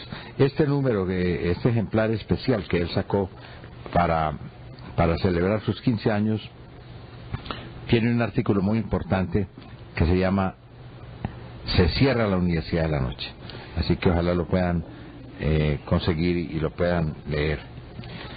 Saludamos a Darío Aguirre en Itagüí. Darío, buenos días. Buenos días, maestros, un placer saludarlos. Yo ya los escuchaba en el radio. Bienvenido, Darío. Gracias, muy amable, maestro. Un placer, a usted ya lo conocía por los otros programas de Antioquia, pero a don Juan Manuel no lo conocía, y siempre me imaginé y nunca me equivoqué que tiene, con todo el respeto, una mente muy brillante, don Juan Manuel. ¿La mente o la cabeza? Usted es un gran maestro, don Juan Manuel. Muy amable. Un placer saludarlos. Ayer me traté de comunicar para lo del error y para compartirles, con base en un error de esos que uno comete como una sola vez en la vida, de elegir a la persona que no es, como lo dijo don Néstor Armando. Aprendí mucho y escribí un libro que ya les envié a ustedes, y el libro se llama Desde Sendas Extraviadas.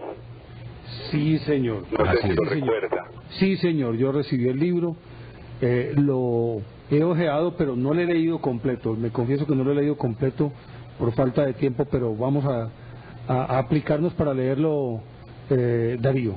Perfecto, y estoy a la orden para cuando usted, don Néstor Armando, me me llame, me requiera para hablar del libro. Es un libro también que se acopla al tema de hoy, porque en él refiero, con base en mi experiencia y en la comprensión que adquirí pues con toda esa noche oscura que viví, que pude discernir que el Cristo está en cada hombre.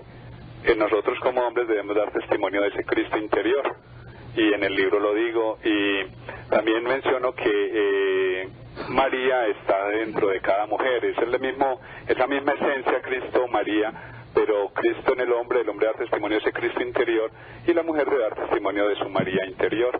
Eso está desde Sendas Extraviadas, y bueno, con toda la humildad que se requiere para que el día que ustedes lo consideren, pues estoy ya dispuesto para ir a hablar del tema. Darío, muchísimas gracias, y vamos a mirar detenidamente el libro. Muy amable por enviarnos este ejemplar de Sendas Extraviadas, y lo vamos a comentar en un futuro. Recuerden, tenemos líneas en este momento disponibles para quienes deseen comunicarse con nosotros, Juan. 381-5454 para el área metropolitana, 851-1170 para los lugares que están por fuera del área metropolitana, y la línea gratuita nacional 018-051-5015. Abiertas nuestras líneas, pueden llamar cuando ustedes lo consideren. Sí, señor. Y aquí por el celular nos llegan mensajes también. Pablo Zuluaga, estudiante de Bolivariana, doña Cindy Gómez Ibargüen en Cali. Perfecto. Es apenas comprensible que en un mundo tan competitivo como en el que estamos viviendo, bueno, tenemos líneas abiertas, cuando ustedes lo consideren conveniente pueden marcar nuestros números. En un mundo tan evidentemente competitivo, Juan, yo creo que esa actitud de pretender ser más de lo que se es, demostrar más de lo que se es, forma parte del juego.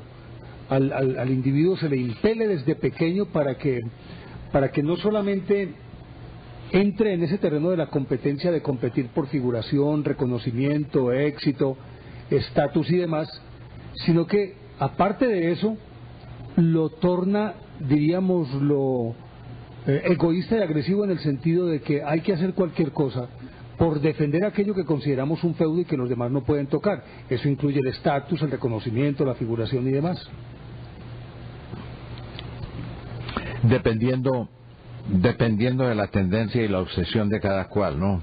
Hay unos que quieren la gloria, hay otros que quieren la plata, hay otros que quieren el amor, hay otros que quieren no dejarse ver, ¿no? Hay un complejo que llama el complejo mesiánico, que es algo así como aparecer invisible, ¿no? Como a Dios no lo ve uno, pues entonces hay gente que tiene ese complejo y le gustaría que nadie lo viera, que nadie lo percibiera. Todas esas cosas ocurren. Don Luis González desde Medellín. ¿De qué parte de Medellín nos llama Luis? Por acá de Castilla. Bienvenido. Para leer una frase. Claro, adelante. Si supiese quién soy en realidad, dejaría de comportarme como lo que creo que soy. Y si dejase de comportarme como lo que creo que soy, sabría quién soy. Y para la pregunta, ¿ustedes creen que Hugo Chávez es el protagonista hoy en día de el ego aquí en América Latina? Indudablemente. De un delirio de grandeza, pues, un delirio que muy mal cimentado, entre otras cosas, ¿no? Porque no tiene con qué responder por eso. Yo escuchaba la entrevista que le hicieron a este escritor mexicano que escribió el libro de Chávez, y realmente lo que hay detrás de todo eso es una gran cobardía. O sea, es una sobrecompensación de un cobarde que quiere aparecer valiente. Pero ese no ha derrocado a nadie. Ya prometió que iba a derrocar al vicepresidente de Honduras. No ha derrocado a nadie. Y parece que se metió en un lío pues con ese cierre de la frontera y de las relaciones comerciales con Colombia, porque La señora Kirchner, muy amable, pues, y que no le ha quitado nada a nadie, de todas maneras, no tiene con qué responder por las demandas del pueblo venezolano en cuestión de alimentos y de otros insumos. Y parece que la cuota de automóviles escasamente alcanza para la Argentina. Saludamos a Jonathan Gutiérrez, que nos está llamando desde Peque. Jonathan. Sí, buenas noches. Bienvenido.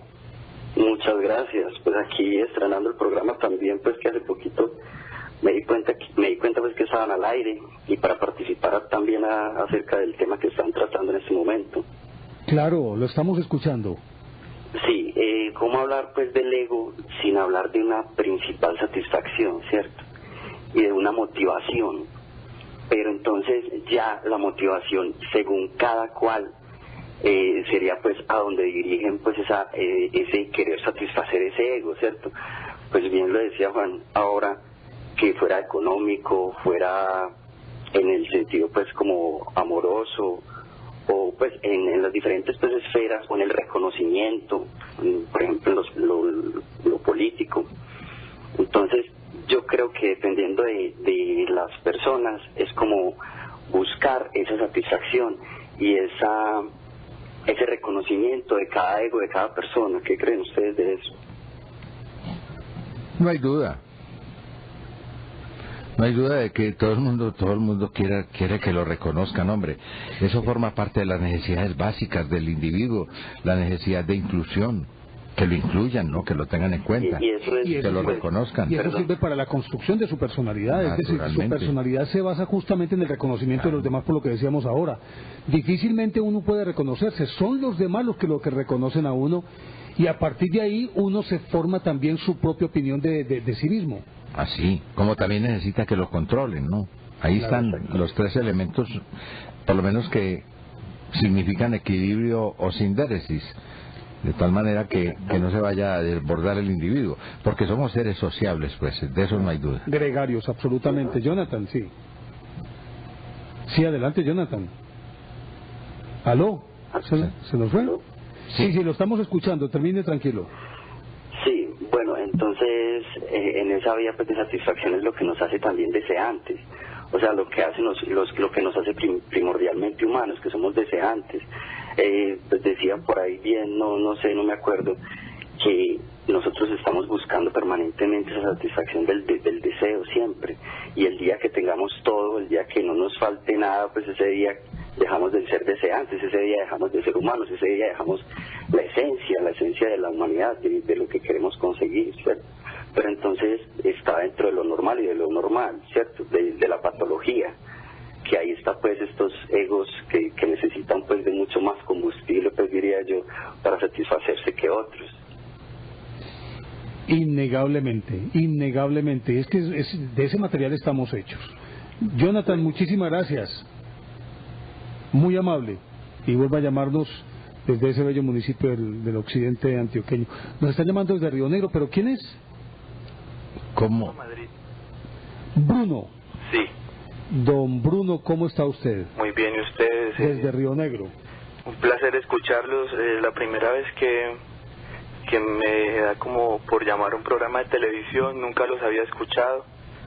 De respeto escuchar el discurso de ustedes y la reflexión que ustedes hacen alrededor de la sobrecompensación, me lleva también como a pensar un poco en el discurso que nosotros los colombianos y que muchas personas utilizamos, y es que también sobrecompensamos alrededor del argumento. Cuando no tenemos que decir nada, tenemos que alzar la voz y tenemos que gritar.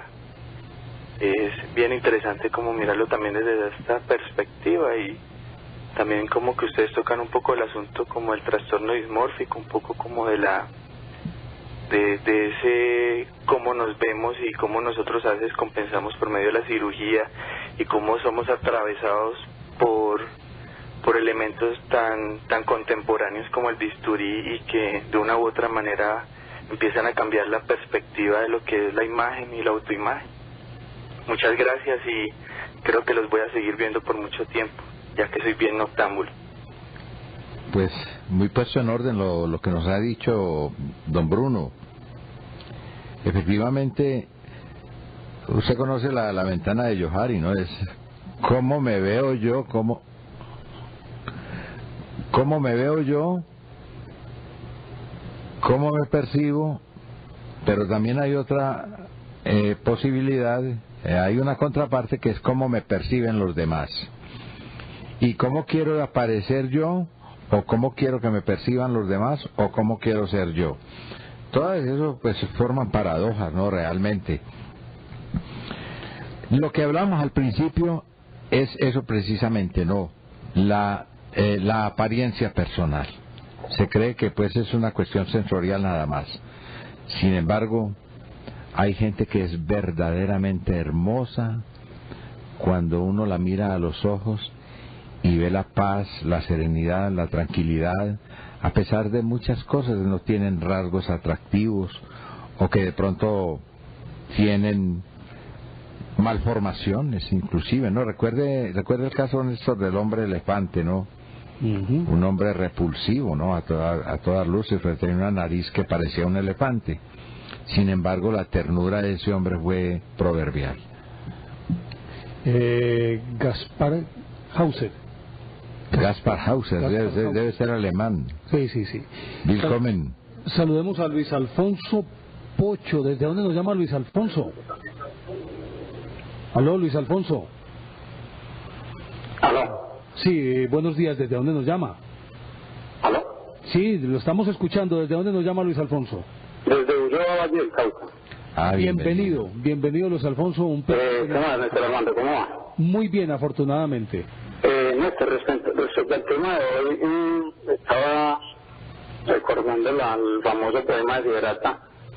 En la frase esta que dice que si te comparas con los demás te volverás vano y amargado, pues siempre hay personas más grandes y más pequeñas que tú. Cuando nosotros nos fijamos metas propias por superación personal está muy bien, pero cuando nuestros objetivos se basan en querer superar a las demás personas nos podemos estar enfrentando a una constante tortura, puesto que siempre vamos a encontrar una persona o muchas personas que van a estar por encima de nosotros. Entonces vamos a estar enfrentados siempre a un martirio, puesto que nunca vamos a alcanzar el tope final, nunca vamos a llegar a la cima. Esto es mi aporte para hoy. Quiero pedirle un favor, Néstor Armando, un saludo al juez promiscuo municipal Ulloa Valle, quien fue quien me dio a conocer el programa Noche Buenos Días hace aproximadamente 10 años y ahora en este momento también es oyente de este programa. ¿Y cómo se llama? Se llama José Pablo Tascón. Saludo a don José Pablo Tascón, al doctor José Pablo Tascón, y le agradecemos también que haya estado con nosotros. Bueno, muchas gracias, profesor. A usted muchísimas gracias. Que esté muy bien. ¿Tenemos otro oyente? Televidente, ¿de dónde fue? Carlos Mario desde Río Negro quiere volver a participar. Carlos Mario, adelante. Néstor Armando, no, de La Milagrosa. De La Milagrosa. Bienvenido, Carlos Mario, lo estamos oyendo. No, yo lo que quería decirle fue que me faltó algo. Sí. Pues el ego es una calificación que uno mismo se da, o que los demás le dan a uno. ¿Sí? Sí, claro. Lo que pasa es que cuando buscamos nuestra propia calificación, ese es el orden indicativo. Ya cuando buscamos una calificación que los demás no la den a nosotros, es donde está el error. ¿Por qué? Porque primero tenemos que buscar. Entonces el ego es el subjuntivo. El ego es el subjuntivo y como los otros me perciben a mí es el indicativo. Me parece a mí, Carlos Mario. Carlos Mario, gracias. No, tranquilo, termine. Sí, pues, Carlos Mario. Pues ese es mi orden porque yo hablo que yo soy terapeuta, entonces por eso yo siempre busco el interno. Cuando nosotros buscamos lo nuestro, se lo podemos dar a los demás, pero cuando lo tenemos. Claro. Cuando no lo tenemos, ¿cómo vamos a dar? Uno no puede dar lo que no tiene. De eso hablo yo. Es una perspectiva. De eso estábamos hablando, de la cuestión del escritor mexicano sobre lo que hablaba sobre Chávez. Sí. Que él no ha derrocado a nadie, es un propio miedo que tiene él mismo. Sí. Pero en la forma que está buscando es la aceptación hacia los demás. Claro. O sea, es una debilidad que él tiene. Por eso ve conspiraciones en todas partes. Y se gasta la plata que sea también. Por eso. Así es. Es como el que Pero la el plata que no es jugador. de él. Sí, por eso es como el jugador o como el estafador o como mucha gente, ¿no? Pero bueno. Listo, muchas gracias, una feliz noche. Carlos Mario, a usted muchísimas gracias. Y después nos vamos a referir un poquito a eso de la necesidad de estar midiéndonos con los demás. Me está llamando Alejandro desde San Javier.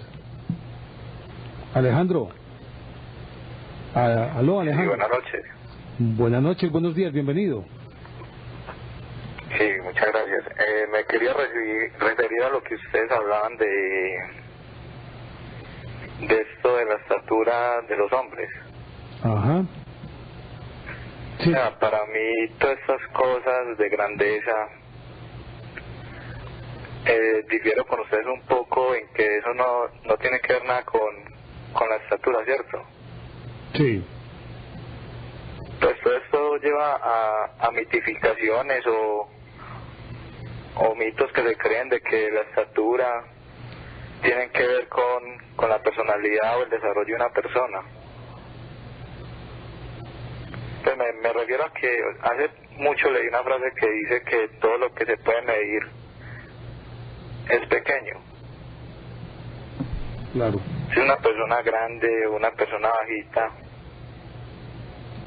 no creo que tenga relación alguna con su ego o su manera de mirar las cosas. Porque, a ver, sí. Muchos psicólogos dicen que sí, ¿no? Además, usted sabe que en las etapas del crecimiento la conducta se altera, ¿no? Se va cambiando de conducta. Aunque, perdón Alejandro, aunque no necesariamente tenga que ser una constante, es decir, puede ser una tendencia, puede haber un cierto patrón, pero no es una regla inmutable, obviamente. No, de ninguna manera, no. Ya la propia decisión del hombre en su autorrealización, en su deseo de progresar o de ser, en vez de tener, ¿no? Porque uno puede tener mucha estatura, ¿no? Puede ser un estúpido, un idiota, un bueno para nada, un torpe, lo que usted quiera, ¿no? Un acromegálico. Por ejemplo, en el caso del que tiene un crecimiento exagerado, ya anormal, pero hormonal, ¿no? La acromegalia. Sí, Alejandro. Sí, pero yo también me quería referir a eso de que las personas que esperan un servilismo ponen en su escala de valores el servilismo precisamente como aquel que tiene excesivo servilismo. Claro. O sea, yo pienso que todo eso son sandeces, tonterías que son si mecanismos. la persona como tal no debería existir. O sea, son como ilusiones. Innegablemente, es que todo es una creación mental, todo es una creación de la mente del individuo.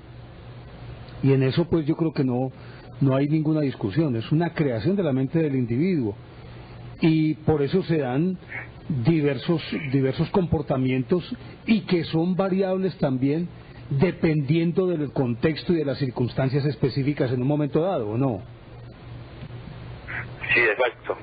O sea, por ejemplo, para mí el fracaso es una cosa preciosa. Porque es una oportunidad para crecer. Ya se está teniendo un éxito. Es que el hecho de solo vivir ya es un éxito. Claro. Y el fracaso es una oportunidad para crecer. El fracaso para mí es lo más precioso que puede haber en una persona. Oiga, yo les quería contar a ustedes si me pueden definir o explicar de dónde viene la palabra ego. ¿De dónde viene? No, pues del latín, ¿no? A usted del latín, Alejandro. Toda esta terminología pues técnica o del tecnolecto de las ciencias viene casi siempre del griego y del latín. Eso es lo normal. Muchísimas gracias. Desde Guarne, don Luis Sánchez. Don Luis. Aló, buenos días. Buenos días, bienvenido. Para felicitarlos por el programa, a Néstor Armando y a Juan Manuel. Muchas gracias. He sido fiel oyente desde hace muchos años, pero me alegra mucho verlos ya a través de la televisión. Pienso que el ego es algo inherente al ser humano. Es algo que se forma con el mismo desarrollo precisamente de esa condición humana, y en la cual, mientras estemos en este mundo tridimensional, pues por mucho que queramos, no podemos despojarnos de esa condición. Si el ser humano... Es parte de nuestra naturaleza. Exacto, don Néstor. Y yo pienso algo. Mientras el ser humano, a través de un trabajo espiritual, es mi pensamiento, no es la verdad, es mi pensamiento, no entienda ni descubra que eso es parte inherente de nuestra condición, siempre habitará eternamente con nosotros, y considero que es inevitable esa situación. Y pregunto también, como decía el oyente anterior, perdón, hace algunos momentos uno de los oyentes, yo pregunto cuál es la diferencia entre el ego de Hugo Chávez y el de Álvaro Uribe. Esto lo digo para evocar una frase muy linda de Martes Lobo Sanrampa en uno de sus grandes libros titulado Mi vida con el lama. Y él decía que entre una prostituta bien vestida, bella y bien hablada, y una prostituta fea y mal hablada, no había ninguna diferencia, porque en su esencia las dos estaban haciendo lo mismo. Que estén muy bien y muchas gracias. A usted muchísimas gracias, y es muy buena esa pregunta, porque yo creo que encaja perfectamente desde la perspectiva de ambos personajes. Necesariamente hay una pugna también ahí por el poder. Que estén prevalidos de uno u otro objetivo, ya eso es una cuestión muy discutible, pero en esencia sí, ambos están luchando por algo que específicamente, Juan, tiene que ver con una postura política y con una ideología. Hay algo que se llama el yo ideal. Ese es el mismo ego, pues, no, pero el ideal, lo que yo quisiera ser. Y hay gente que quiere ser criminal, que quiere ser estafador, que quiere ser alguien que está en contra de la sociedad, y trabajan para eso, ¿no? O para conseguir plata, por ejemplo, y perder los escrúpulos. O estatus. Muchas cosas, ¿no? La gloria, el reconocimiento. Pero hay otros que de pronto también tienen un yo ideal de servicio, de servirle a una causa buena y noble. La diferencia está ahí, en la ética y la moral. No estamos hablando ya de un comportamiento típicamente psicológico del obsesionado, sino del fin, hacia dónde va. Si el fin es bueno, bienvenido sea. Si el fin es malo, porque es que muchos santos precisamente fueron obsesionados por el bien y dedicaron todos sus esfuerzos y todo lo llevaron hacia eso, a servirle a los demás.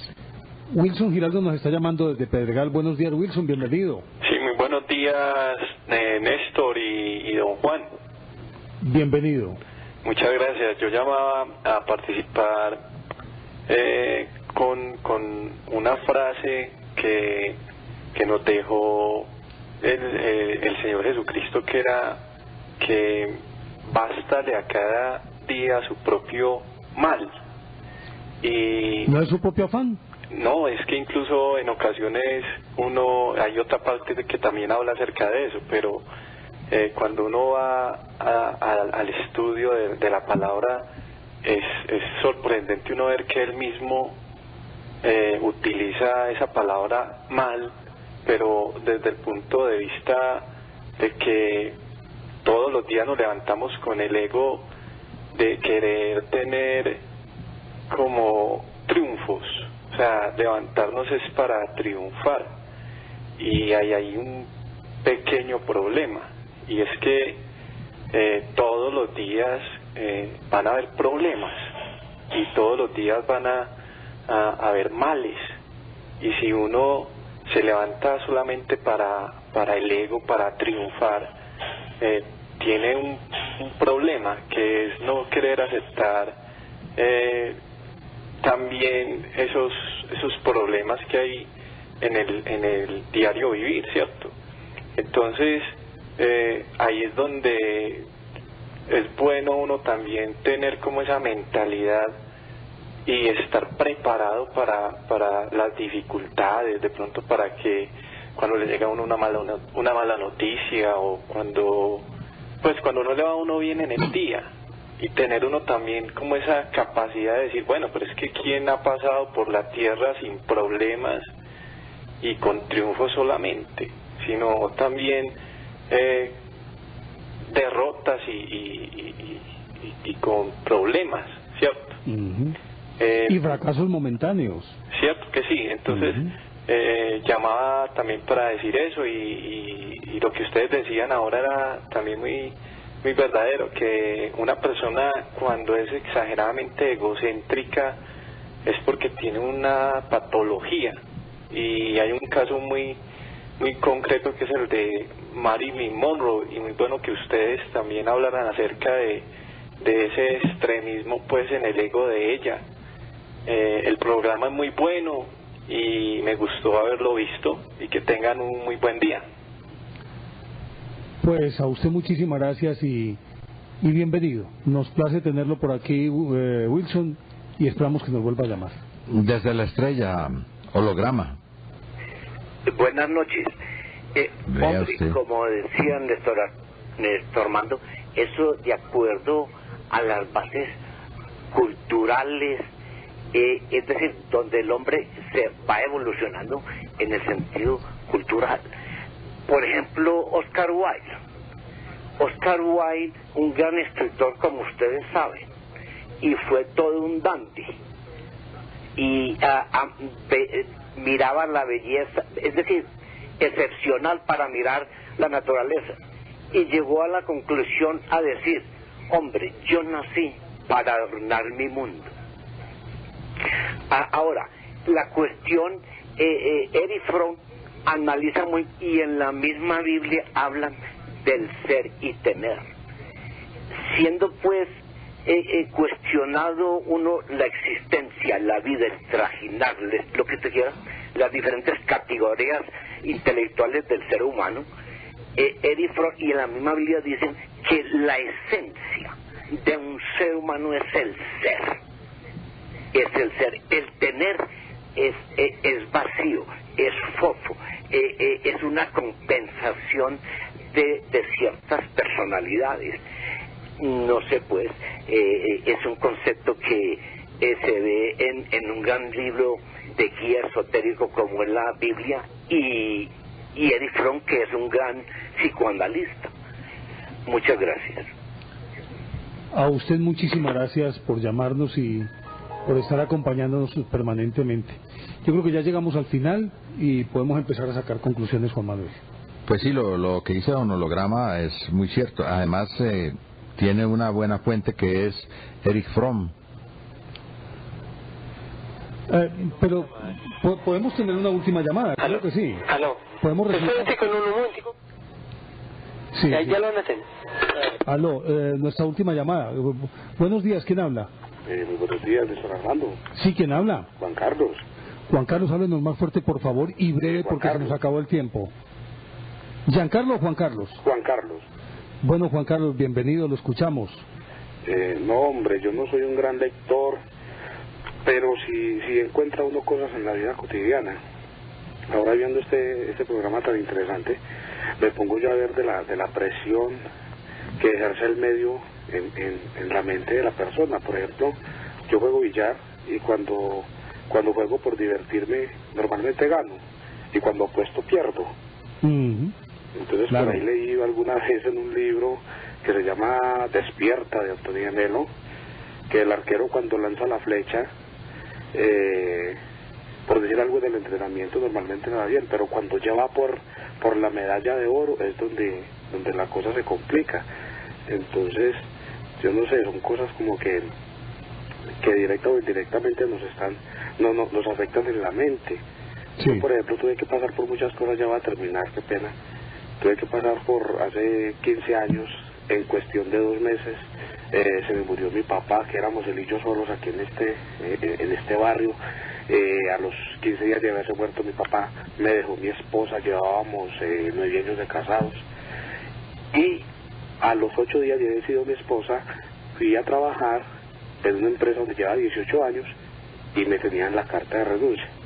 Entonces, un amigo mío que sabe mucho me dijo, lo mejor que le pudo haber pasado fue eso. Y ahora, 15 años después, me doy cuenta que sí. Muchas gracias, doctor Armando. A usted muchísimas gracias y bienvenido siempre. Entonces, la rápida conclusión, Juan Manuel, porque se nos agota el tiempo. Sí, lo que dice Holograma es cierto. Es más importante ser que tener, ¿no? El ser. Ahora, el ego definitivamente es la conciencia, y esa conciencia que se tiene de sí debe ser objetiva. Una conciencia que realmente se compadezca o se compagine con el yo social o con la sociedad, con la gente que nos rodea, y que pues de todas maneras tiene otra percepción diferente. En este caso vamos a hablar del ego, no como el ego supervalorado o minusvalorado, sino como un ego equilibrado, como un ego que se manifiesta a través del ajuste social, del buen ajuste social, de las buenas relaciones y sobre todo, de un sentido de realidad y de objetividad. Hay una cosa que es clara, y es que el ser humano no se pertenece a sí mismo, el ser humano le pertenece a los demás. Decía usted, Juan, hace un rato que somos gregarios, somos animales de manada, somos por naturaleza gregarios, no podemos vivir sin el otro.